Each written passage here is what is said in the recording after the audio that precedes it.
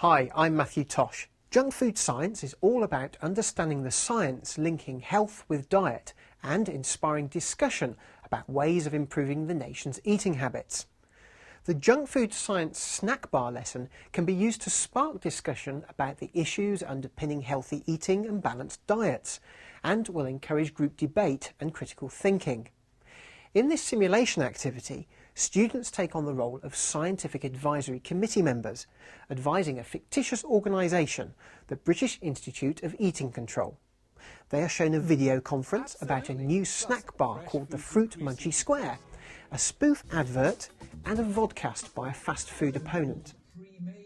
Students must decide as a scientific advisory committee whether the Fruit Munchie Square should be banned, licensed or endorsed by the British Institute of Eating Control. You can find this video and many other resources to help deliver this lesson at the address on the screen. Here, Shagufta Bagir, a science teacher at Woodkirk High School near Wakefield, runs the lesson with her Year 8 students.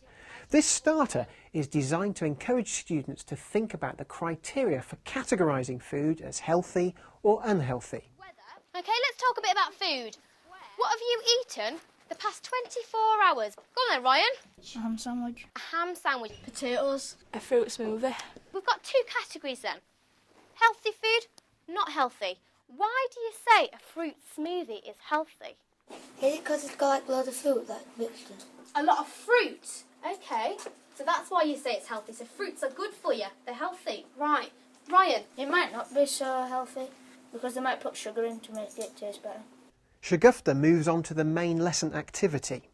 Students are organised into groups of 3, the scientific advisory committees. They watch the video resource and make notes on the pro forma provided. So what are your thoughts about this new food square? I think we're onto something great here.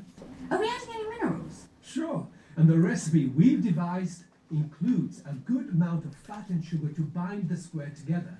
It's a good idea to pause the video at the end of each segment and, with younger and lower achieving groups, ask one student to make notes on the marketing team video conference, one on the advert and the other on the fast food opponent.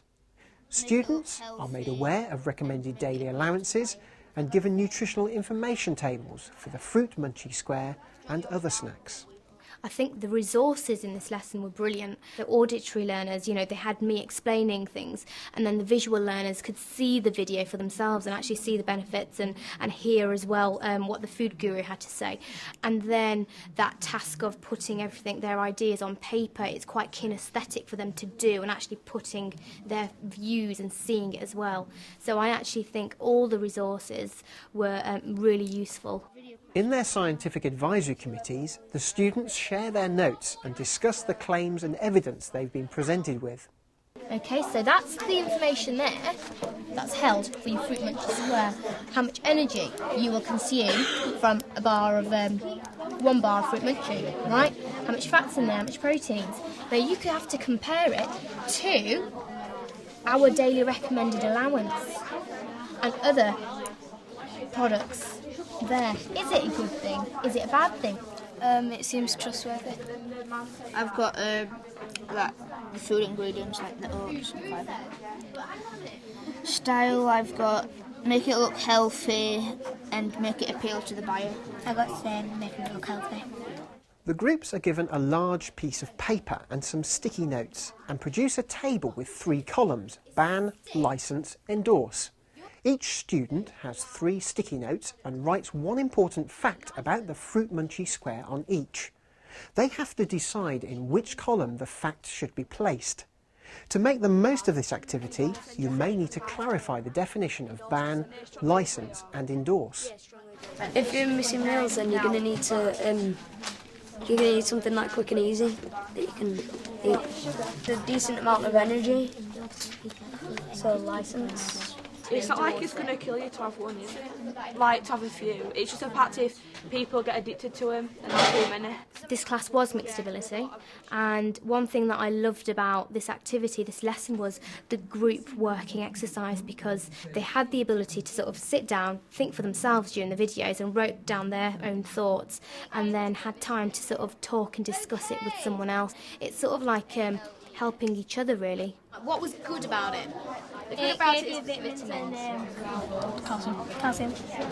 So vitamins and minerals, okay, yeah, which we need, don't we? We need vitamins and minerals for a healthy, balanced diet.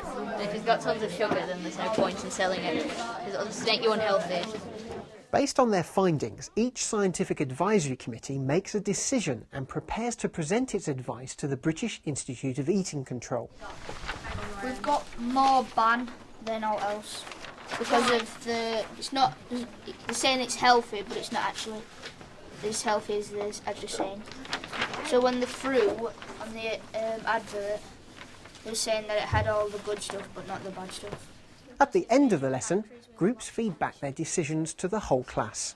I definitely think this lesson would fit nicely in the Key Stage 3, Key Stage 4 and actually Key Stage 5 maybe, because at the end of the day it's about food, it's about nutrition, and as you go from Key Stage 3 to Key Stage 4 you learn more about what is nutrition. So actually I think there'll be more debates in Key Stage 4 and Key Stage 5.